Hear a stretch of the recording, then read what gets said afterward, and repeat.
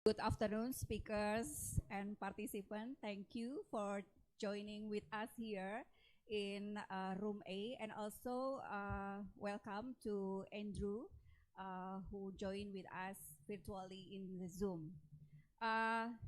Welcome to ICRS special panel as a part of the International Graduate Students and Scholars Conference in Indonesia with the main theme Ethics and Accountability in Politics, Sciences and Professions, which is organized by Graduate School, Universitas Gadjah Mada Yogyakarta, Indonesia, Indonesian Consortium for Religious Studies or ICRS, Global Ethics Institute for Indonesian Academic Partnership, and also Focolare Movement. Before I hand this forum to the chair of this session, Ibu Professor Fatimah Hussein, PhD, I would like to inform that the theme of this session is the impact of polarization mitigation on the promotion of social and environmental justice. We are very excited to listen to the speakers. First, Andrew O'Donoghue from Harvard University, and then Damar Juniarto from Universitas Pembangunan Negeri Veteran Jakarta, and Ihsan Ali Fauzi from Pusat Paramadina. Now I would like to introduce the chair of this special panel, Professor Fatimah Hussein, PhD. She is a lecturer in Universitas Islam Negeri Sunan Kalijaga, Yogyakarta, and currently she is the Associate Director of ICRS. Professor Fatimah, the time is yours. Okay, thank you, Mbak Ida. Okay.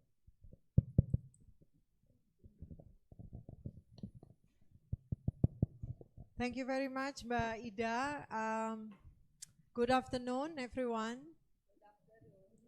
I hope you have a nice break, even very short. So thank you very much again for coming to this special panel session on the impact of polarization and the promotion of social and environmental justice, sponsored by the Indonesian Consortium for Religious Studies, or ICRS. As some of you may have known, the Indonesian Consortium for Religious Studies is a consortium of 3 universities, namely Gadjah Mada University, State Islamic University Sunan Kalijaga, where I'm based, and Duta Wacana Christian University. One of our main focuses is conducting a PhD program on interreligious studies, which is legally based at Gadjah Mada University, here in the 3rd floor. ICRS is currently working on a project entitled, very similar to the title of our session.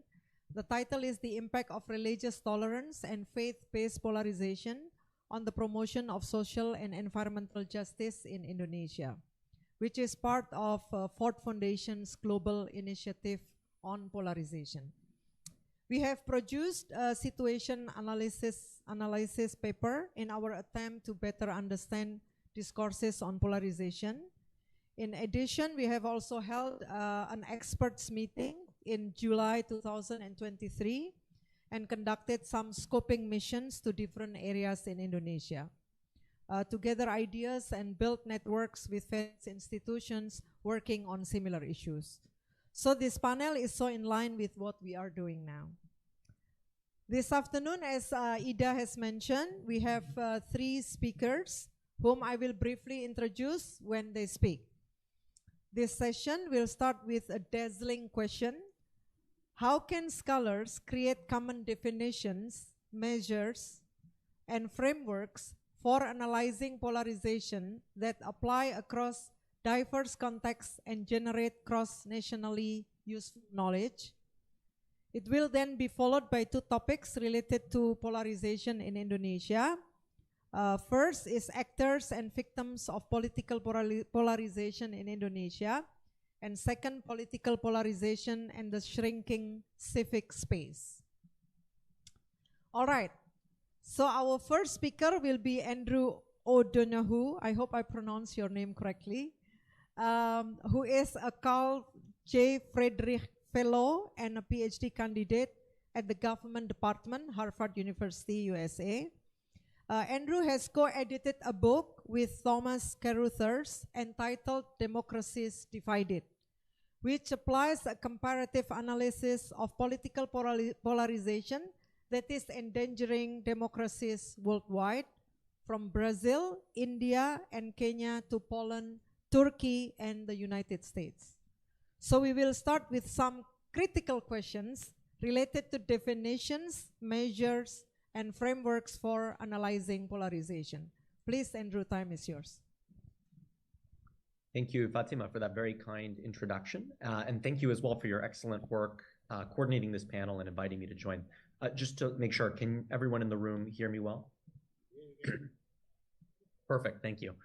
So as a scholar of polarization, I'm looking forward to this panel and especially to learning from Damad, Isan, and all of you in the room about the conversations that are happening in Indonesia about polarization, especially as you approach very critical elections this February.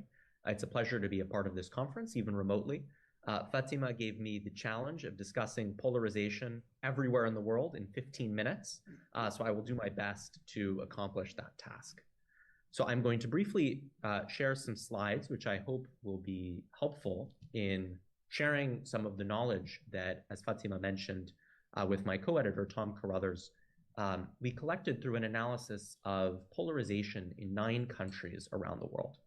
So as the title of this presentation indicates, polarization isn't just a challenge in the United States or in Indonesia. It's a global challenge around the world. And there's been alarm in recent years that democracy globally is experiencing crisis or challenges. And as you know, a lot of the media and academic attention has focused on the role of populist leaders in putting democracy in danger. So if you're reading about politics in Indonesia, you might see headlines about Anies or Prabowo. But many scholars and citizens feel that the more fundamental underlying challenge to democracy isn't one particular leader, but rather rising political polarization. So after all, even after a particular president leaves office, the polarization in society and politics is often a more enduring and more fundamental challenge. What we're seeing and what we found in our book project is that polarization is a threat to democracy and to social justice in diverse countries around the world. So, of course, if you've been following the news about Israel and Palestine most recently, you've seen just how deeply divided societies can become over these flashpoint issues. So on my home university campus at Harvard, students have lost job offers for expressing polarizing opinions. They've even faced bullying or physical harassment. In the Middle East, more broadly, polarization has contributed to democratic backsliding in countries like Turkey and in Egypt during the Arab Spring. In Latin America, political divisions have destroyed democracy in Venezuela, and they've deepened dramatically in countries like Brazil and Ecuador.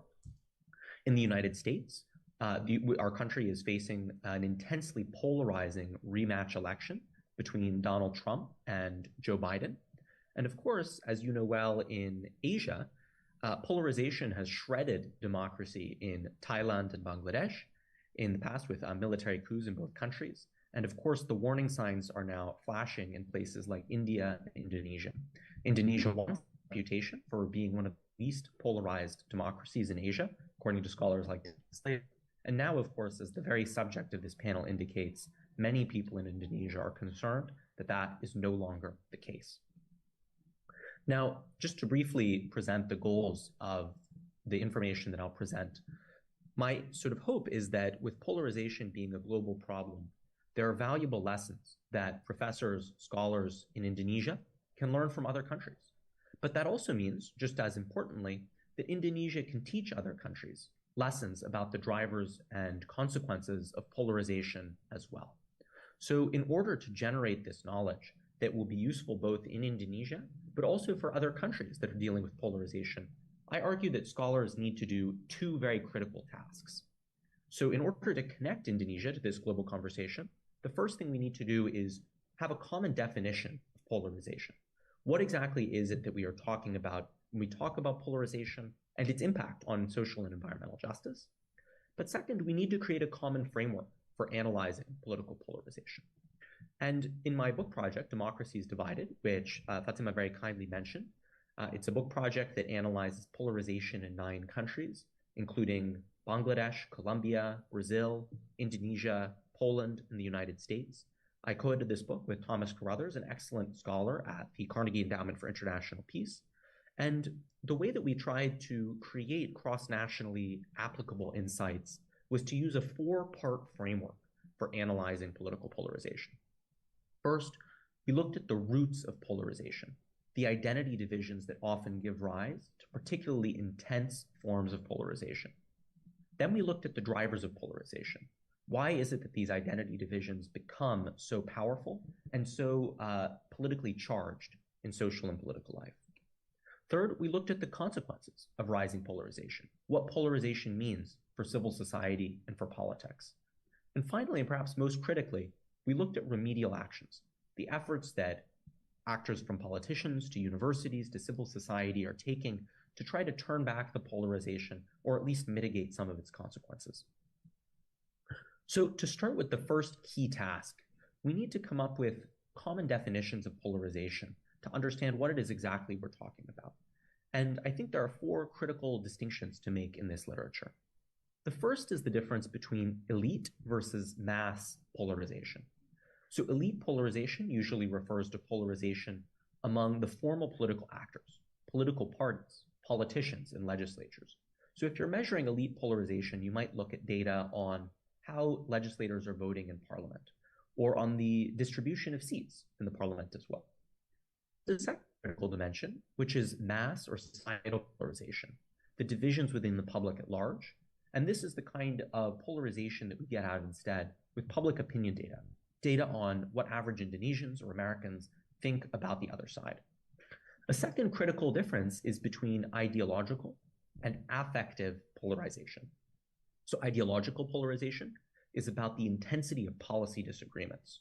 This is something, for example, you might see in parliament if parties are voting in polar opposite ways over specific pieces of legislation or public policy. But as we'll discuss in this conversation, just as important is affective polarization, or the extent to which ordinary citizens dislike people on the other side. So the classic question that's often asked in countries like the United States and Turkey is, would you approve if your daughter married someone from the other side? Very interesting question. And what we find is that among Democrats and Republicans in the United States, for example, something like 40 to 50% would say, I would not want my daughter to marry someone from the other side. This gets at a really crucial point that we make in our book, Democracy is Divided, is that we want to understand as polarization scholars, when has polarization become severe? When has polarization become so intense that it's a threat to democratic institutions and societal trust? So some amount of polarization in a society might actually be good. You want parties to offer meaningfully different choices to citizens. You want citizens to feel like they have distinct options when they're voting. But polarization can become pernicious and severe. So two excellent scholars, Jennifer McCoy and Murat Somer, write that pernicious polarization is a process whereby the normal multiplicity of differences in a society increasingly align along a single dimension. Cross-cutting differences become reinforcing, and people increasingly perceive and describe politics in terms of us versus them.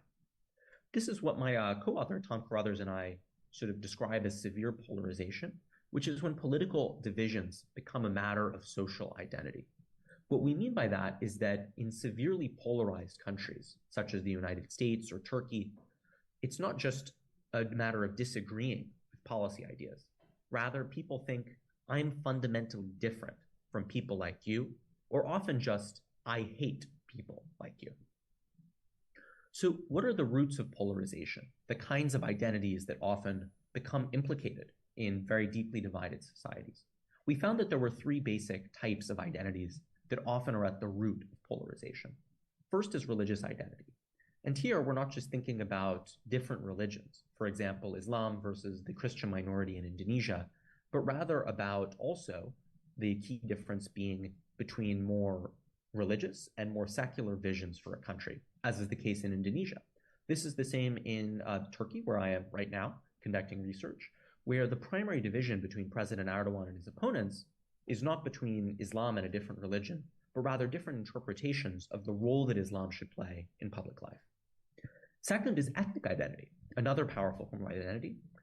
This is the case in many African contexts, such as Benin, Ghana, and Kenya, where political parties are often based on ethnic or tribal identities. But this also exists in European countries, for example, in the former Yugoslavia, where ethnic divisions have become really salient as a result of histories of violence. Third, and perhaps most interestingly, we found that ideology can often become a form of deeply ingrained social identity. Look at the United States as a great example of this. As my co-author Tom Carruthers argues, in the United States, being liberal, being conservative, isn't just about what you believe. It's tied up to a whole other group of social practices, and like where you go to church, for example. And because of this, it's almost as powerful as some of these ethnic or religious identities.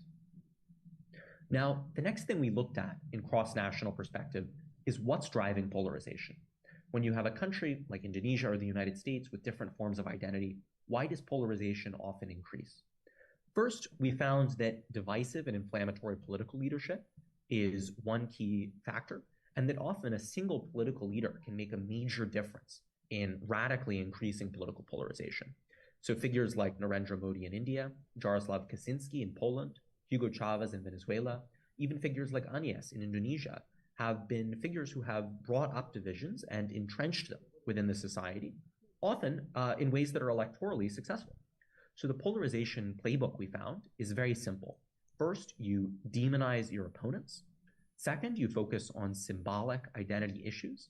So in India, for example, the ruling party, the BJP, campaigned for decades to build a Hindu temple on the site of a destroyed Islamic mosque. And third, these leaders are relentless. They constantly pour fuel on the polarization bonfire. So Donald Trump, for instance, tweets thousands of times a year. And according to an analysis by the New York Times, half of these tweets are attacks against his political opponents, against the prosecutions against him. And I look forward to Damar's presentation, which I think will be much more detailed on the actors and the agents of polarization in countries like Indonesia. Second, as the example of Trump indicates, the technology-fueled disruption of the media landscape, and especially the rise of social media, has amplified the effect of these divisive figures. In fact, studies in the United States have shown that when you pay people to deactivate their Facebook, they become much less polarized. When you pay them to get off social media, they become much less divided. But it isn't just the leaders like Trump who are amplifying divisions.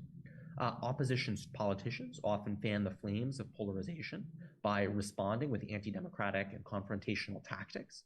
So in Venezuela, for example, during the first 5 years of the Hugo Chavez presidency, the opposition sought to remove him from office with a military coup and then through mass strikes, confrontational, extra-institutional strategies that only drove the polarization and made it much more intense. Now, other drivers of polarization struck us as counterintuitive. So for instance, you might think that societal change, urbanization, and economic growth would reduce polarization. In fact, we found in places like India that urbanization and the growth of the middle class have led to rising support for a Hindu nationalist party. And finally, our research shows that having strong institutional guardrails, like an independent judiciary, can play a very key role in mitigating polarization. By contrast, when these institutions are weak or they're politically biased, there's a lot of vulnerability to polarizing crises and to challenges to democracy. Now, I want to touch briefly on the consequences of polarization. Isan will get into more detail about how polarization may be implicated in the problem of shrinking civic space in Indonesia, but I want to focus on the both political and the societal consequences of polarization. So first, polarization tends to have a corrosive effect on a variety of political institutions. So to name a few, the judiciary often experiences a lack of independence and becomes seen as a partisan rather than a political actor. The lawmaking process suffers in quality because politicians are voting not on the merits of the specific bill, but sort of operating in a herd mentality with their fellow co-partisans. The president often becomes seen not as a unifying national figure, but as a partisan agent, as someone who represents only half the country. And political parties experience a loss of credibility because they're seen as engaging in partisan bickering rather than representing ordinary citizens and their interests. There are also really deep and worrying consequences of polarization for society, and I think this is in large part the inspiration for this panel. So one problem is rising intolerance toward minority groups. For instance, we saw this in Indonesia during the 2017 governor's race in Jakarta. with the defeat of Ahok, a Chinese and Christian dual minority candidate. And what we see is that often these issues like intolerance toward minorities can rise extremely rapidly. There's also the problem of division of civil society.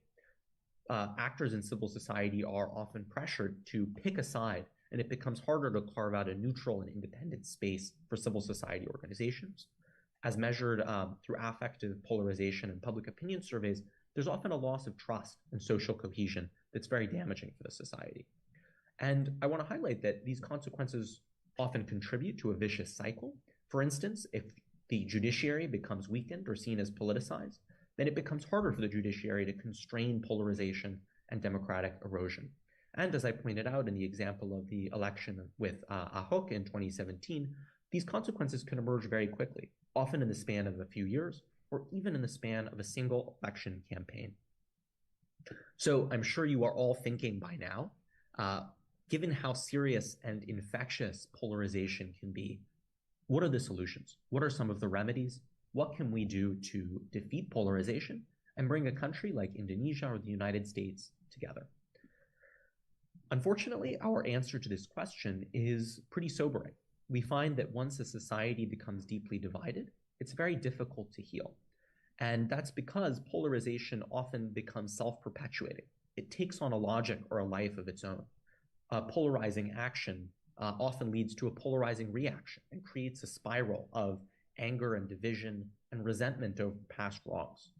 Furthermore, while the consequences of polarization are really negative, for example, for society, often these negative consequences do not lead to a response because politicians, who play the most significant role in exacerbating polarization, often benefit electorally from the polarization, and they bear little of the cost. So the politicians often have an incentive to perpetuate polarization, even if it's societally damaging. But despite these challenges, our research shows that a wide range of actors have tried very inventive ways of addressing the problem, and sometimes they achieve encouraging results. So one example of this is institutional reform, like changing the electoral rules or decentralizing political power.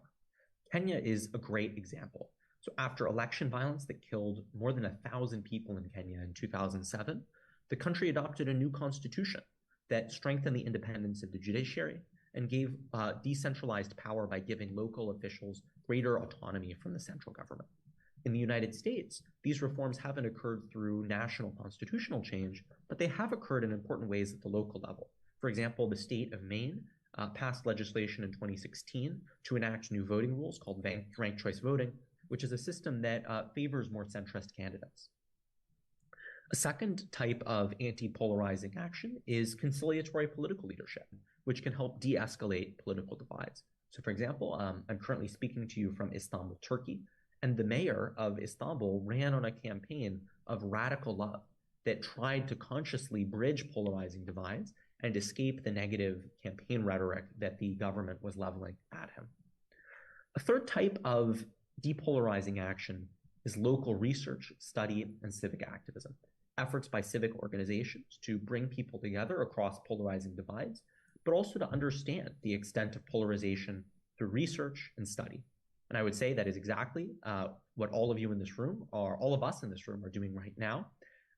And that this is an important area for understanding polarization at the local and crafting local solutions to help insulate communities from the polarizing effects of national politics. So with that, I'll say thank you to Fatima and to our fellow panelists. I look forward to learning from all of you about the case of polarization in Indonesia. Thank you very much.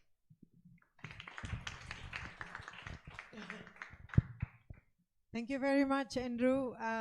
Very interesting points. I think you have clearly stated that polarization is a threat to democracy, as shown in some countries. And I think I wrote down many things, and you have clearly also outlined routes, drivers, consequences, and some remedial actions possible. I hope we all will be quite optimistic until we hear probably the second and third presentations. Also, I think the questions that can be posed is whether we as scholars can create common definitions, measures, frameworks that apply to different contexts. I think this will be quite interesting. Also, because you specifically mentioned about the rise of social media as one of the drivers of polarization, which will be very much related to what Mas Damar discussed next. So, yeah, I think we will now give the time to Mas Damar, who I will introduce you very briefly, as I promised at the beginning. Mas Damar Juniarto is a lecturer of digital politics at UPN Veteran Jakarta and executive director of SafeNet.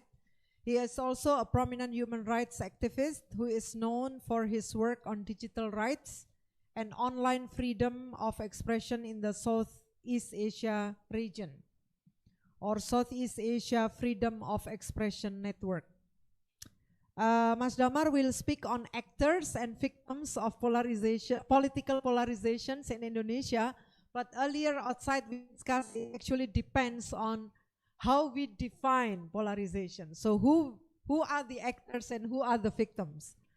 Among the questions that he will raise is, will political in 2000 elections? This is, I think, thought-provoking, considering that as Mas Damar wrote down in his abstract, according to the Edelman Trust Barometer 2023 report, Indonesia is placed as a country with low polarization. So I don't know if you agree with this or not, but let's listen to Mas Damar. Thank you. You have maximum 20 minutes, 15 to 20 minutes. Thank you so much, Bu Irma. Good afternoon, everyone. My name is Damar. So I will, first of all, would like to say thank you for the invitation from ICRS and also UGM for inviting me here. I will find myself feeling awkward. Yeah, this is not my comfort zone arena where I used to speak mostly between CSOs and also activists who deal with the political polarization instead of academics. But I will try my best, and I will start my presentation. According to me, it is hard to talk about the state of political polarization in Indonesia, especially when it related to the major questions, whether the political polarization in the upcoming 2024 election will happen or not. There are two main reasons that I will propose. First of all, please, there is an intellectual debate regarding whether or not political polarization exists in Indonesia, and then this debate is still ongoing. To this day, there are various views between those who think political polarization in Indonesia is a threat to democracy. We can read the article from Fossati, Noviadi, and also Soderberg and Muhtadi. No, the last one that I will quote more. And those who say that what happened so far is not polarization. Next, please. So the next academic who say that what happened so far in Indonesia is not polarization, but rather an atmosphere that made up by a handful of online elites, which is then exploited by politicians. Ross Stepsel mentioned this on his writing. Some even more argue that this polarization is just a myth and merely a political instrument instead of a real one, a real problems. So Soderberg and Muhtadi in Resentment and Polarization in Indonesia find relationship of varying strength between hate and political preferences. And by analyzing the source of hate, they found evidence that different hates can spread through different channels. Anti-Chinese hate is strongly associated with social media use, Hate against religion is linked to membership in a particular organization. Hate against the religions is linked by living in an area that is not accept decentralization reform, and hatred toward Javanese ethnic is happening due to the old political experience of the Javanese Outer Java conflict. So the link between political affiliation and hatred suggests that polarization will persist as long as politicians tap into real and underlying hatred. So this is probably I understand why Andrew believed this, and also I am part of the person who believe that political polarization is a threat to democracy. But let's dig more on the Rostapsal arguments. He argued that so the social media discourse make Indonesia people feel that the polarization is potentially greater than the actual reality, and then the politician actually encourage this perception. In his view, during 2017 regional election in Jakarta, a handful of online elites in Jakarta are projecting their analysis to the public, saying that this is something that will happen if you let Anies Baswedan won the election.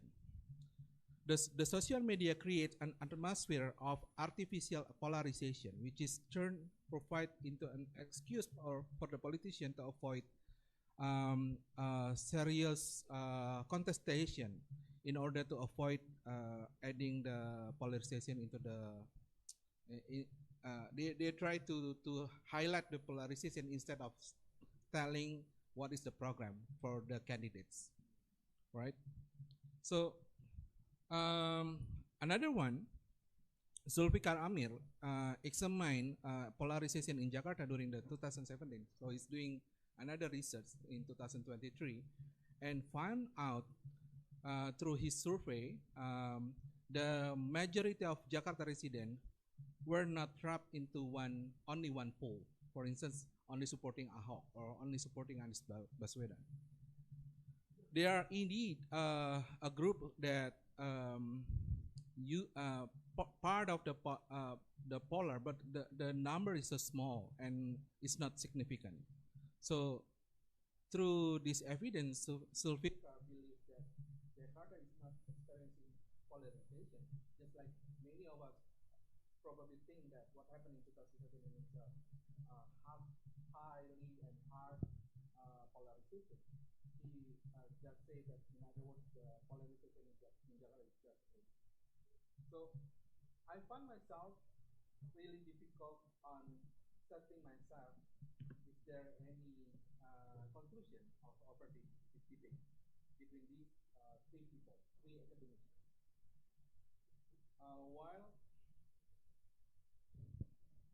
While if we look for another source, for instance, from the media is also producing the narration of polarization. For instance, there is a survey from Compass in 2020, right after the 2019 election, saying that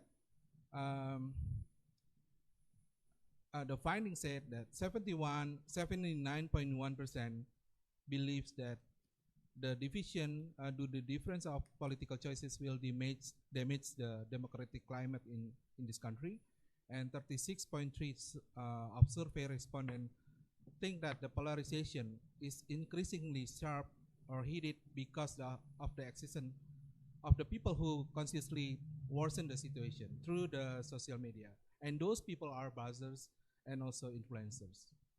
So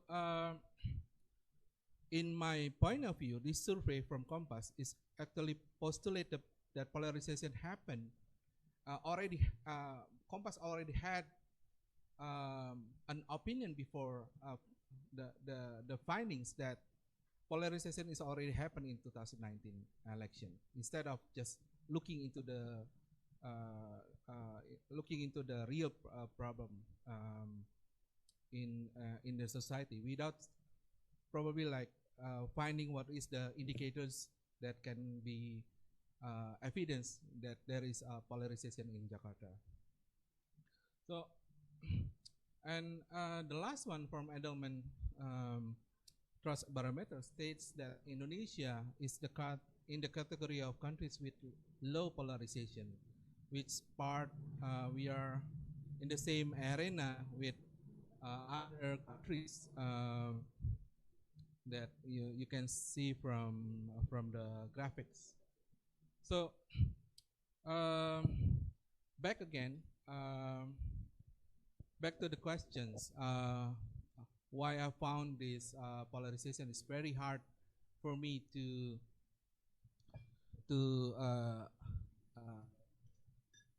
share to you what is the current status of the polarization in Indonesia, just because of this intellectual debate is still coming, and there is a lot of conversation. The second argument from me that why it is hard for me to telling to you, everyone here, that the polarization will happen in 2024 because the political power map depicting in the upcoming 2024 presidential candidate does not reflect the polls that can cause polarization. Next, please. So we learned from the previous election, the polarization come into our conversation starting after the 2014 election. And we know that although partisan identity was still low, but the compatibility between party and voters' ideology was quite high, at least on one issue, religion. So between Prabowo and Jokowi in 2014 and later on follow in 2019, the main issue that people highlight about polarization is only about the differences in religion. For instance, in 2014, Prabowo, as son-in-law of Suharto, ran a campaign, a populist campaign that spread conspiracy theory that Jokowi was secretly a Christian and controlled by a group of Chinese tycoon, right? And then when Prabowo lost, the rumors still continues, and we keep on meet the same narration in 2019, 5 years later, but they tweak a bit that Jokowi, the Christian, who is Christian and controlled by the group of Chinese tycoon, will do an election fraud. But then, later on, we know that Prabowo joined the government under Jokowi, and in the next election in 2024, Prabowo will pair with Gibran Rakabuming, son of Jokowi, and it will be very difficult if Prabowo using the same narration against towards the opponent. Now we know that there is 3 candidates, Ganjar Pranowo pairing with Mahfud MD, Anies Baswedan with Muhaimin Iskandar, and Prabowo with Gibran Rakabuming. So Anies Baswedan was supported by the hardline Islamic group, but pairing up with Muhaimin, who's coming out from the Nahdlatul Ulama group, while Ganjar Pranowo and Mahfud MD is a combination of national groups and also Muslim intellectuals, and also from Nahdlatul Ulama. So the narrative of anti-China, anti-Chinese, anti-Japanese, regional hatred, the proposal coming from the Soderbergh and Muhtadi will be difficult to carry on since there is no significant difference between the three presidential candidates. They are Muslims, they are Japanese,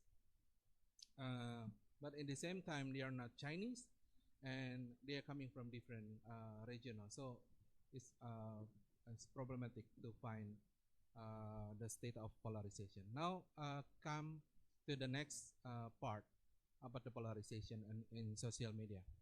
So the use of social media as a campaign medium is not something new. We already know that. Next, please. If we track down the use of social media in election, then we can track that from 2012. In regional Jakarta election, they started to use the social media as a campaign medium, and then follow with the next election in 2014. We found three hashtags that being used during the election. You can read from the slides. And then we found a very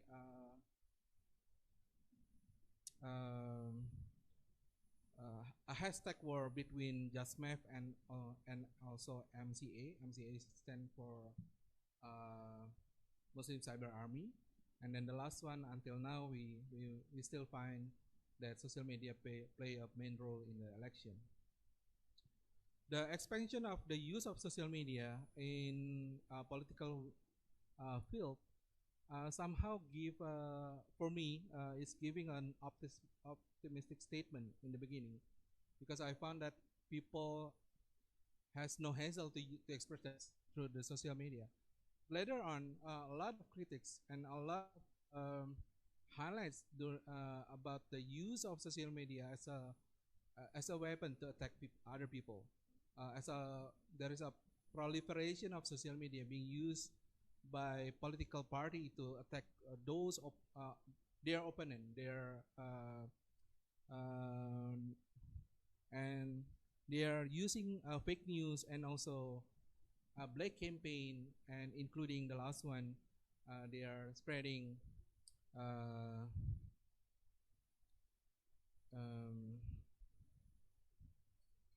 yeah, still have time here. Okay. So in the context of election, even Bawaslu telling that we have to know that the social media can be part of the polarization, and then we have to mitigate the impact of the use of social media. And what is specific that we want to avoid it, according to Marlena Lim, because social media, a part of being encouraging freedom of expression, also encourage the freedom to hate, where individuals exercise their right to voice their opinions while actively silence others. And I will give you some example of how this happened during the election. In the context of 2017, where I began to monitor the use of social media to attack other people. Next, please. I found out that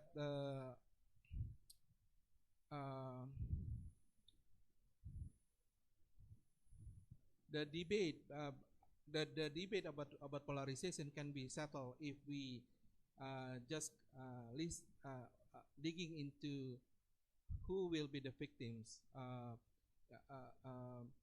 The debate will be stopped because we found out that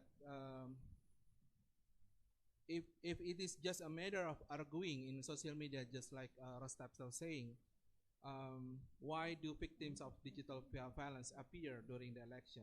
If there is victims, there must be perpetrators of violence.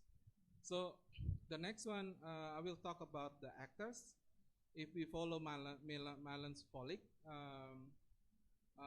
he said that the main perpetrators of the decline of the decline of democracy will be the autocrats. The autocrats here, the aspiring autocrats who will use the overthrowing the democracy if they are not given the opportunity by a divided society. So does it mean that the actors of political polarization in 2014 and 2019 election was Joko Widodo? I'm not sure. For me, it is easier to find violent actors of digital space during election. And next, please. In Indonesia, the phenomenon of black campaign, hoaxes, and hate speech has been become a daily sight that people can easily find on the social media. And then, next, please. This is one of the example of actors of the one who spreading hoaxes, hate speech, and black campaign. So in 2017, we found out a narrative campaign through social media who spread a call to dox everyone, the name of the people who anti-Islam and anti-ulama and anti-clerics, and then they will compile the name of those people into one specific Facebook account, Facebook page, and then they will spread the list and produce hate videos and encouraging people to do physical persecution. So next, please. If we aware that this is something that happened in 2017, this is also can be replicable by a different groups. For instance, in 2019, changes, not Muslim Cyber Army, but a different groups that being identified by Wijayanto and Yatun Sastramijaya as hybrid troops. What is hybrid troops? It's a fleet network consisting of buzzers, influencers, and coordinators and content creators who work together to orchestrate the raising public opinion on social media. Next, please. So what they can do? Next, please. What they can do is producing the same narrative, the same hatred narrative, and targeting vulnerable groups. For instance, LGBTQ. For instance, they will say that son of Prabowo is a gay, and then there is a reason why you should not vote for Prabowo, or even don't vote for Jokowi because Jokowi is allowing same-marital marriage. So they will use those kind of narratives. The second vulnerable groups who's being targeted by these cyber troops is the minority religious organizations, for instance, Ahmadiyya or Shia. And the last one, those people is being targeted by the vulnerable by the cyber troops are those individuals who are considered to be misled because they are carrying out different religious practice. So I will end up my presentation into the conclusion that the next 2024 will be a major battle because social media become more and more relevant to Indonesian people, especially next to Gen Z. Next, please. Gen Z, because Gen Z is more bigger than millennials. They are using social media more than us here, and the battle of spreading hoaxes, hate speech, and black campaign probably more challenging than before. Thank you very much for listening. Yeah. Thank you very much, Mas Damar. So, are the actors and victims real or not real? Depends on Exactly. Okay. Yeah. So Andrew, can you hear okay clearly from the presentation? I'm not sure because the voice was not very clear. Yeah. Damada's presentation was very clear and excellent. Congratulations. Okay, thank you. Okay, so Mas Damar, thank you very much for the complex explanation on actors and victims of polarization in Indonesia. So I was hoping to get a clear answer whether polarization is a myth. You know, this can also actually bring us to relate to the earlier points that raised by Andrew on how to best define polarization, how to differentiate between real polarization and, as you mentioned, about atmosphere created by a handful of online elites, a fluid networks of buzzers, influencers, etc. And this will bring us to turn to my dear friend Ihsan Ali Fauzi, who unfortunately from the title was quite pessimistic, I would say. It's about political polarization and the shrinking civic space in Indonesia. But before that, I will briefly introduce Ihsan to all of you. Mas Ihsan is the founder of Pusat Studi Agama dan Demokrasi, or Pusat Paramadina, and is very active in researching and publishing on issues related to freedom of religion or belief. And he has published many books, articles, field reports, etc., etc. So, Mas Ihsan, time is yours. Thank you. Thank you, Ibu Professor Professor Fatima. Thanks for having me here. So here is the plan.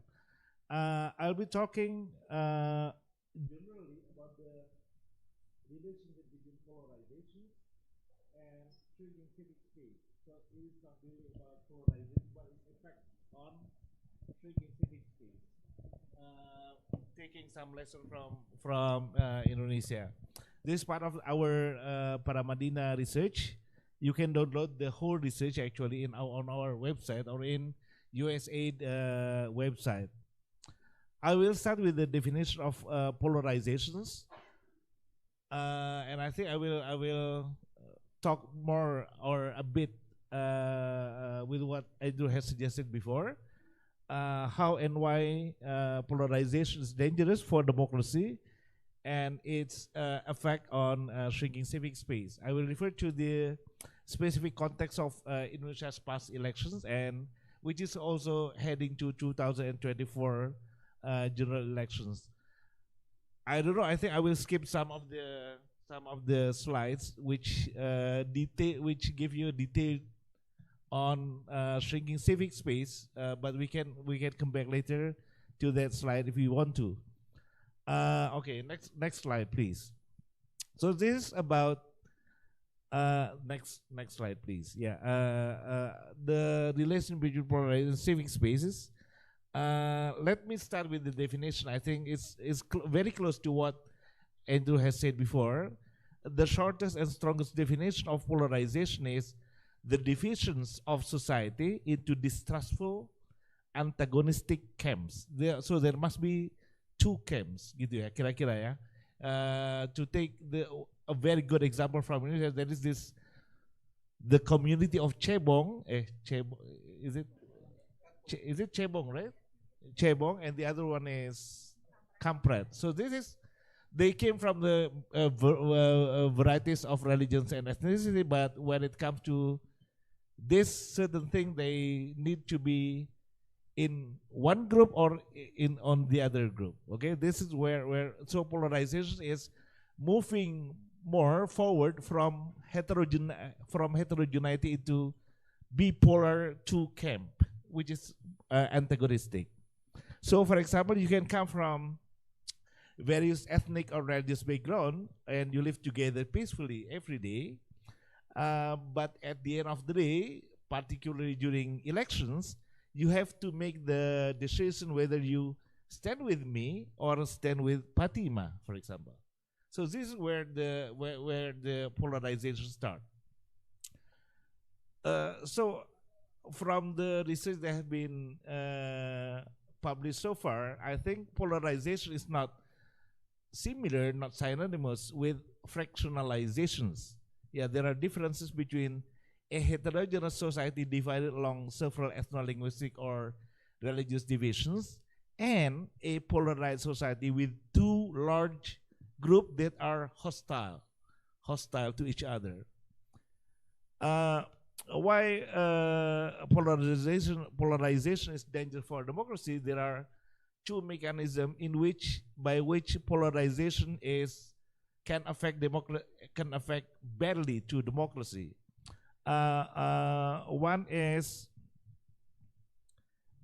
it's in bahasa Indonesia, it's menggerogoti, it's eat away, it corrodes two fundamental pillars of stable democracy.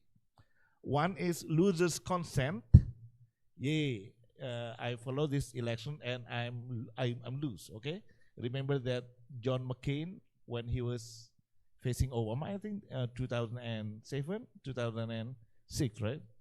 Okay, no, Obama is not. You know, he's not a Muslim. He's one of us. But I lose my elections now, and let's start with Obama. This is also our president. That's so polarization during election and at that time. Okay, that's a good candidate politically, which end polarization during elections. But there are also other people who can't accept electoral result and stage demonstration in front of KPU. You know that KPU, lembaga, was it the Indonesian Electoral Commissions in Jakarta, and the leader of that demonstration was Prabowo, who is now another candidate of our next elections. So intense partisanship and polarization create the condition under which elite and mass support for liberal aspect of democracy, protection of freedom of liberties for everyone, for example, became increasingly conditional, bersyarat. Okay, contingent. In bahasa Indonesia, it is bersyarat. You have to be with the group of Jokowi, which means you are cebong, right? Yeah. Or you are with Prabowo and you are kadal gurun, right? Okay, that's how heterogeneity moves toward polarizations. Okay, two signs of severe polarizations. First, in case of severe, I think in severe polarization, politics is described by political actors in terms of us versus them. And each side frame the other not just as a competitor, but also opponent with different views and goals. But they are also illegitimate outsider. And they are more than that, they are also existential threat to me, to us here. And second, where politics is severely polarized, incumbent frame political opponent as enemies of the state, who has no right to live here, not alone, let alone have some aspirations to in democracy. So this is where polarizations affect shrinking civic space. Okay, where I start to talk about shrinking civic space here. First, it makes people polarizations makes people more willing to trade off basic democratic principles for their partisan interest, thus creating a structural opportunity for anti-democratic leaders, such as the great scholar graduated from Universitas Gadjah Mada University, who is our president now, can do anything that he wanted. Okay, and oppositions didn't say anything. They didn't have any guts to say, to reject that. That's where the trade-off took place. Okay, and secondly, the majoritarian process takes over deliberation that lies at the heart of the well-functioning democratic regime, democratic working system. Okay, we deliberate, we talk, we discuss about our problem, but during the politics in which very polarized, we can't discuss that kind of stuff. We either believe in Jokowi or we don't believe in Jokowi. Okay. Next slide, please. So this is what I like. I want to defend Anies Baswedan not because of he is former president of my university, but I think he has some interesting ideas. We have to remember that most elections by definitions have that impact of polarizations. That's the function of elections. You need to show off that you are a better candidate, okay? You sell yourself to the voters, okay?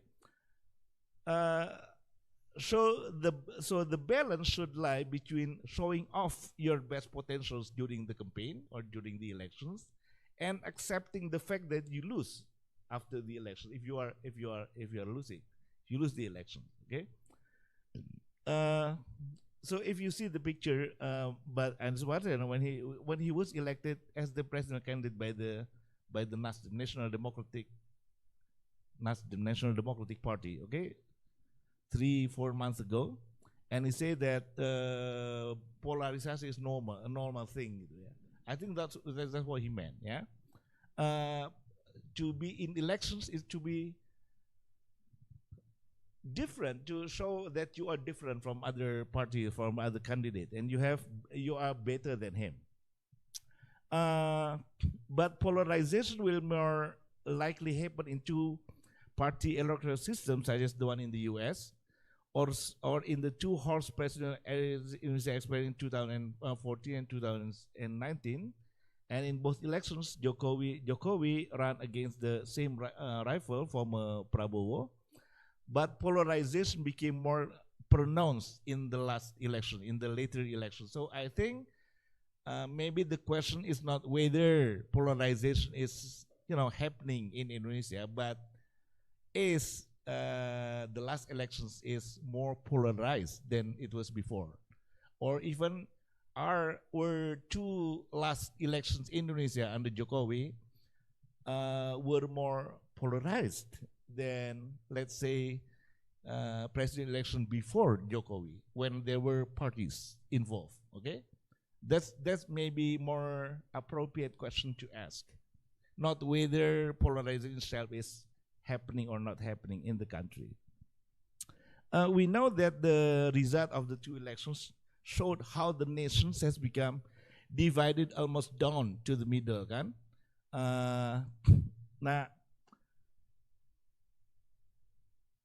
it remains to be seen whether this polarization will be a permanent feature of the political landscape.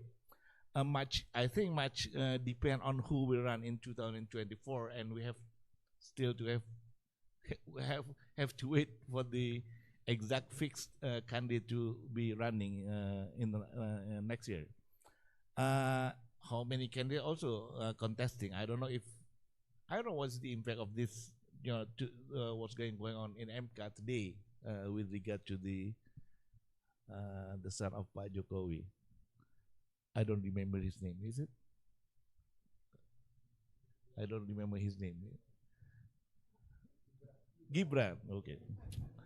I pretend to forget. But we can take an inspiration or insight from the that little polarization in 2004 and 2009, or less polarized than we are now, in that we were in the last 2014 and 2019 elections. But we also need to remember that polarization is not only a state, keadaan, static state, but also a process. So Sandra Hamid, for example, has wrote a very important article, it seems to me, that no, it is normal. The title of the article is "The Normalization of Intolerance After What Was Going On in 2016 Jakarta electoral Jakarta Pilkada." Okay, after that Pilkada, what was going on was the polarization became something normal in everyday life. So that's maybe the effect of polarization will be felt strongest when it is during the election. But after that, it's still, it lasts still. Next slide, please. So this is the slide on the form of restrictions that makes civic space in Indonesia is more shrinking. I don't know if I have enough time. It's only is it only 5 minutes? Okay, let me check. Let me continue to another slide, please. This is about shrinking civic space, but this one is about law enforcement. The idea is that it suggests that also readily available, the government used the rules regarding the restriction of civil liberties only inconsistently and selectively, tebang pilih in bahasa Indonesia. Next slide, please. This slide is more important, I think. This is about the degree to which the restrictions impact civil society activists. The general rule, I think, is the lower a person's social standing in the public eye and the more limited the person's network, orang biasa, someone like me, no lah, aku lecture di one university at someone with no network, for example, the higher the person's risk of being subject to restrictive or criminalizations measures. But two other fears are important to note. First, concern about being criminalized for their personal opinions. They self-censor their opinion or stop voicing an opinion on public affairs altogether. This is based on our interviews with civil society activists during our research. And secondly, escalating political polarizations in Indonesia in the last 5 years has split CSO activists along their support for either Islamist or pluralist ideological inclination. The Islamist one is associated to Prabowo, and the other one is to Jokowi. Next slide, please. Polarization, the use of social media. I think Pak Damar has made some strong point on this. But shortly in our last election, both Pak Jokowi and Pak Prabowo's camp used social media effectively with their supporters weaponizing fake news to make the. But the interesting thing is a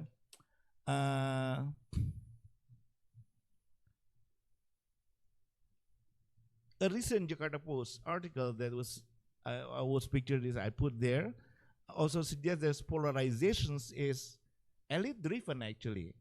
So this is a kind of manufacturing polarization.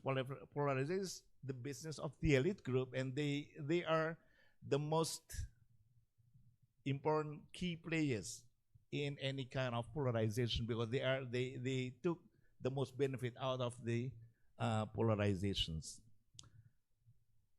Next, please. I want to skip this one, but this is actually a very important study by two scholars from, I believe, Thailand and Vietnam on how the government in Southeast Asia use, fake news as the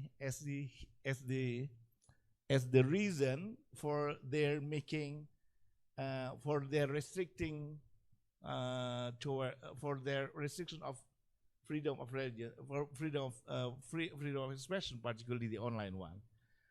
So they are those people who say that there is this fake news, we want to tackle this fake news, but they are actually who are doing fake news and spread it out, and they want to make claim from that, but they are actually the one who is doing that. And we discussed this article last year, I think, with Pa Zainal and Pa Damar in the room, and we thought that same conclusion actually. This is also what was going on in Indonesia, where the government also, take fake news as the pretext to further regulate our freedom of expressions. Next slide, please. So this is the hardest one actually, and I will share Andrew why is it so difficult. But I would like to say one of the recommendations that we made in our study. I think it is time now for core civil society activists to visit their agendas and refocus their activism on defending democracy at all costs. They need to be aware that the partisan and unprincipled support they provide for the regime's arbitrary repressions against groups they dislike could also harm them in the future. So this is about the principles of principled actions against or pro government policy. Thank you, Bu Irma. Okay, terima kasih banyak. Thank you very much. I was still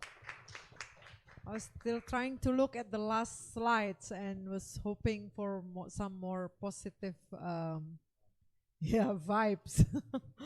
But I think maybe we can come back to that point later. Okay, I'm not going to make further conclusion because we run out of time. Maybe towards the end of the session I will just say a few words. But now let's start with questions. If you have questions or response to any of the speakers, you can, maybe if you have a specific question, you can also address to whom your question is directed.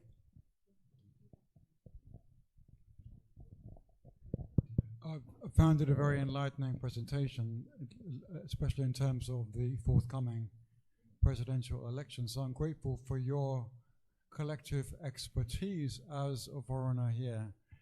I wonder though if you've read the book co-authored by Samuel Huntington and two others called The Crisis of Democracy. It was published in 1975. It was commissioned by the Trilateral Commission and eventually published as a book. In this so-called report, they argued that democracy is approaching a crisis. And what they meant was that the people were going to become ungovernable because they're too democratic. And the recommendation was that central government find ways to undermine the influence of people in politics by strengthening central government institutions on the one hand and reducing access to democracy on the other.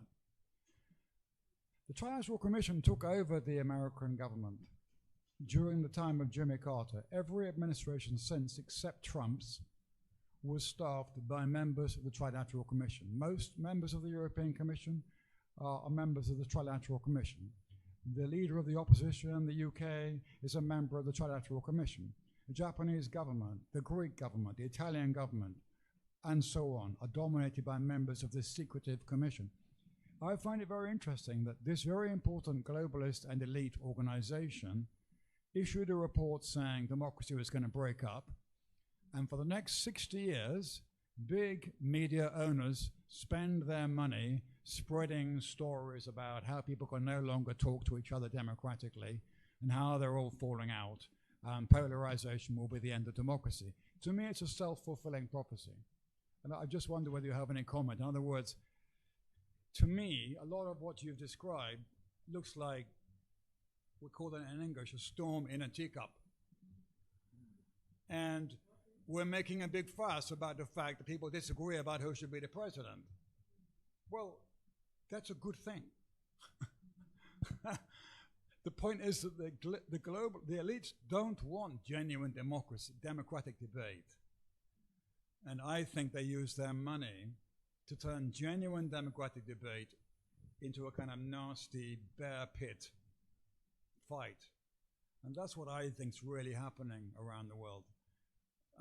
I just want us to I mean, you might say I'm just a conspiracy theorist, but I do think it's interesting that the West has led this claim that polarization, open speech, democracy needs to be put down in the name of something or other. Okay, I will take another question, Pa Zain, and maybe. Yeah, thank you. Yeah, I think, I myself become polarized within me. I mean, after listening to the conversation, Well, polarization is normal. I think all of you said that to some extent, but it's dangerous when it becomes severe. But I'm also not quite sure what are the indicators of the severe polarization. I mean, if any of you can say something about it, that would be helpful. But also, I also think that, I mean, if we look at the experience of Indonesia in 2014, 2016, 17, 2019, I think the dangers to democracy does not come as much from the divided society, from the polarization within society, but from the political elite, especially the government, when in the name of probably in the name of overcoming or combating polarization, then they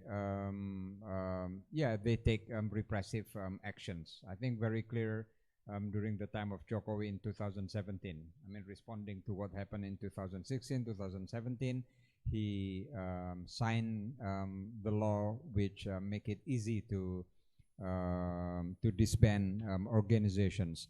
So, but what about, I mean, so is it really an elite problem, polarization? To what extent is it a societal problem?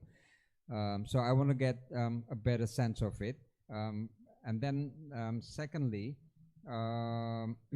much of the discussion, I think, in this room refers to elections during election times. I think it's clear why election, because you can see polarization very much. But election happens in Indonesia 5 times, I mean, once in 5 years. So what happens in 4 years between elections? How bad is polarization? And referring to ICRS research on the impact of polarization on social justice, I was also wondering whether, well, any of the speakers can respond to that. To what extent does it affect the effort to achieve social justice? Thank you. Thank you very much. Are there any other person? Huh? Yeah. Sebentar, sebelum maybe from Ibu. Okay, Mas. Here, please. And then we will try to respond.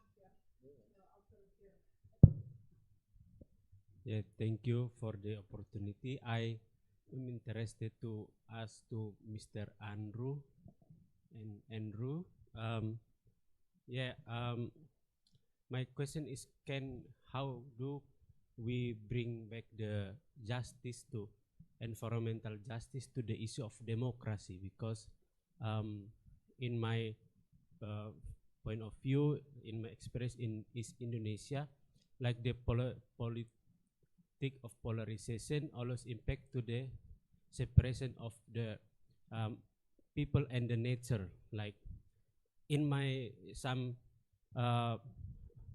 scholars argue that like the actor like to use the polarization to take the natural resources and other issue related to that. So how can we bring the issue of environment to the democracy? So maybe because the polarization not always impact to the political choices, but I think that separation of the land and the people, like in Komodo Island now, or in many places in my hometown, it is it's a reality that people forget to like the relation. So maybe the human relation to democracy is important, but how do they perceive or they treat the land is important too in democracy.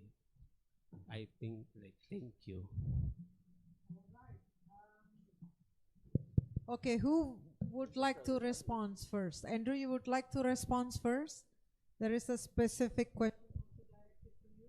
I'd be delighted, and thank you very much for that thoughtful question about the environment. I think that your question highlights two very interesting features about how polarization interacts with environmental justice. The first is that often elite actors have an incentive to use polarization to create divisions over relationships with the environment. So the United States is an excellent example of this, that oil companies and other actors have fueled doubt about whether climate change is a real issue. They've supported political candidates who are opposed to environmental justice. And so I think this is a really important area, that polarization is often an obstacle to democratic justice, and that the environment can be implicated in these debates, and divisions or polarization over what is environmental justice can often be a very powerful barrier to protecting the environment and to building a more effective relationship with nature. The other comment I would make is that often issues of environmental justice can be depolarizing precisely for this reason. So for example, in Turkey, here even supporters of the President Erdogan, have protested against government efforts to destroy natural projects, for example, to build ports or mines.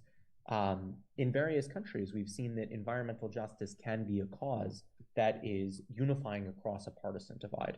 So I think this question of how do we bring environmental justice into the issue of democracy is essential, because I think that often sort of the kinds of long-term challenges that environmental justice presents require a certain form of democratic innovation, that in order to achieve effective decarbonization, we need greater democracy, greater accountability to local communities that want to protect their environment. Just to briefly respond as well to the first and second questions as well, the first comment made the point that elites don't want genuine democracy. And I think this is an interesting question. How do we restore genuine democratic debate to ensure that it's not dominated by elite interests or organizations? And I think that, the experience of the United States shows as well that polarization can be a very powerful tool for elites that want to shut down debate within their political parties. So right now in the United States, most Americans do not want another matchup between President Biden and former President Trump. But these political leaders are able to say, you need to stick with me. We can't take a chance on a different candidate, because otherwise the other side will win. And it would just be too terrible if Donald Trump won the election or Joe Biden won the election. So I think that often sort of overcoming polarization is crucial to give citizens greater choice, because otherwise people end up locked in a partisan camp, and they often have very little choice within their partisan camp, because the leaders are able to use polarization to shut down debate within their own side. To the second comment, which I thought was very interesting, made the point that the danger of polarization often comes not from society, but from the elite. And I would say, thinking about polarization in global perspective, what we learned is that often whether polarization is an elite or a mass problem varies from country to country. So in Venezuela, for example, polarization clearly came from the elite, from a leader like Hugo Chavez. Indonesia might be another case, as Damar and Issam were mentioning, where buzzers, influencers, and elites are driving the polarization in a very clear way. But in the United States, polarization has very deep societal roots. It wasn't a leader like Trump who specifically drove the polarization, but rather a period of starting in the 1960s where grassroots social movements took over the political parties. So it's interesting, I think, your comment highlights that in a case like Indonesia, polarization may come from the elite. In other countries like the United States, polarization may have very deep societal roots. Thank you for these very thoughtful questions. All right, thank you very much. Mas Ihsan or Mas Damar? Yeah. I think after listening to the everyone here and also Andrew, I think we have the answer. What happened in Indonesia, and I believe the actor of polarization is most are elites instead of just regular people, and this elite from a political party and also the elites in the government using polarization as a way to smoothen their agenda, the political agenda. And they're using buzzers and also influencers or some even cyber troops to operate, to divide the society into two poles. And I think when we talk about a victim of polarization, then if the elite and also political party is part of the doing the polarization, then every one of us is actually the victims of polarization, right? Because we are trapped in the polarization, and then we have to decide which side that we have to choose, because we like Jokowi because of he represents a good governance figure, and probably will protect the keberagaman. What is keberagaman? Diversity, right? That's the narrative. But then we found out that at least what happened recently is not part of those people who have integrity on democratic, because he's proposing his son to become the next leaders of Indonesia. But other than that, I will try to proposing to you to see the how this operating is also beyond election. I will try to remind you of some policies being released in 2020, for instance, during Omnibus Law, what happened during revision of anti-eradication of corruption, anti-graft commission, for instance. What I mean, like we know that during that time, although a lot of people not supporting the Omnibus Law in the beginning, but then suddenly there is an hashtag.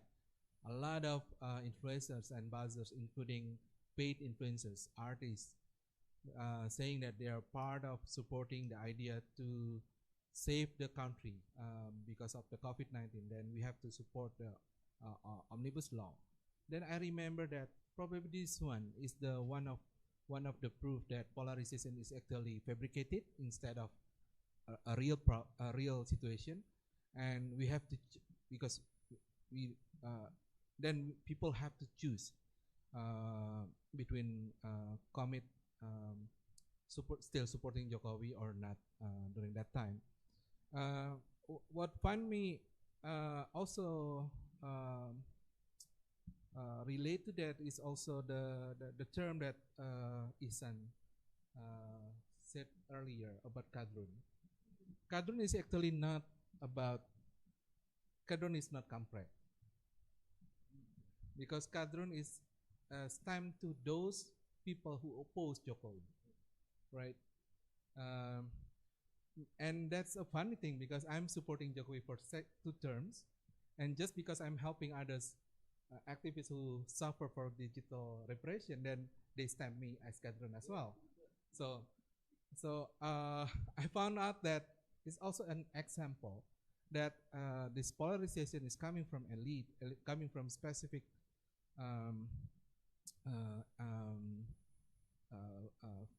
political figure in Jokowi or in palace, and stem to offer those who's not in the same political agenda as the others. So probably that will answer your confusedness. Thank you.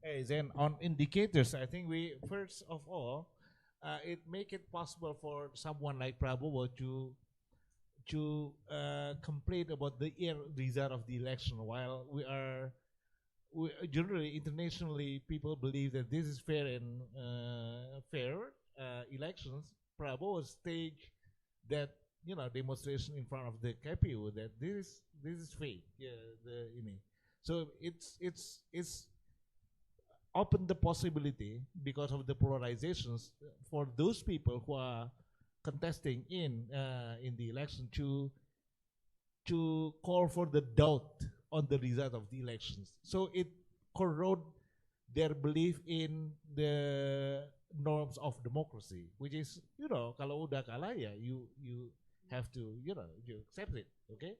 Because of that reason, because of the civil polarization, Prabowo make it possible to ask people to doubt the result of the elections. That's the first one. The second one, with that civil polarizations, the regime that came out of the winner in the elections make it majoritarian, policy making processes. They do not, they do not care about demonstrations that made by students, for example, because they find that this is about pro Jokowi or pro his rivals. So it makes it rather hard for us to to have deliberations on public policy, because we are as Damar explained it himself, he will be put as someone who is the enemy of Jokowi, while he is actually the one who is supporting Jokowi for two times actually, right?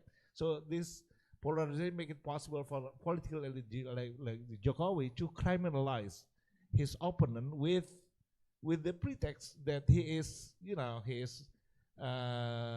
spreading fake news. He is supporting not Al Qaeda, but was it Kampret, the HTI and others.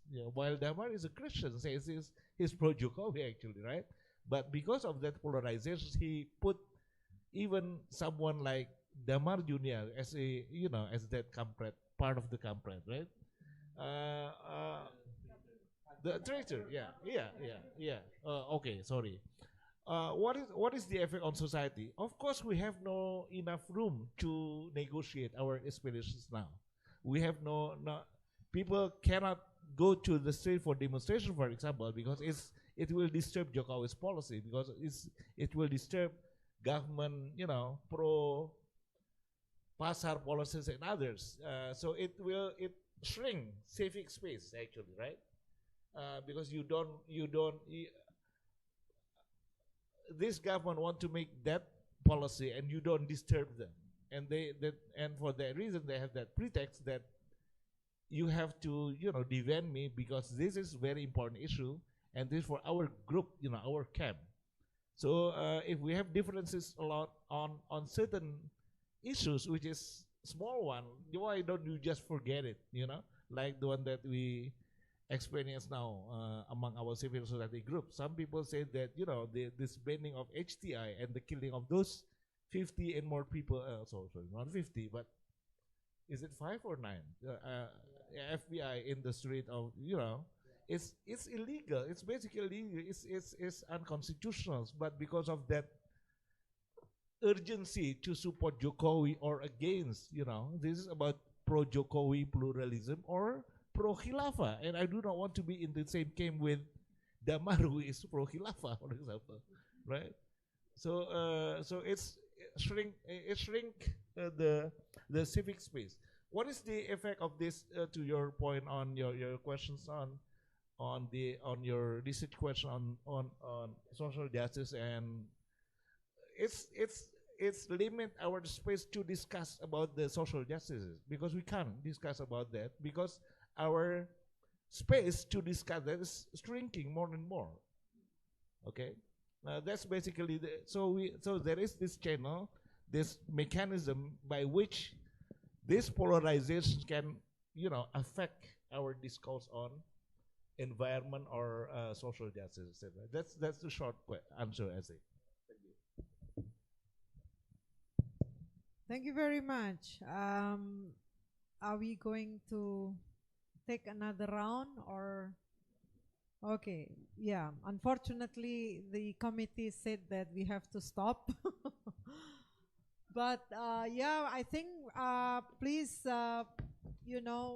give a big applause for all the 3 speakers for the very interesting discussion. I myself, as the principal investigator for the project on this project on polarization, learned a lot from this discussion. And I hope this is only the beginning of our engagement on this very important, even though a bit frustrating topic. But I would like to just highlight to probably bring us some positive vibes back home, that actually all the three speakers, despite the rather pessimistic tones in the explanation about polarization, they still share some positive aspects or positive ways forward, in which, for example, it was mentioned that it is very important to strengthen middle ground.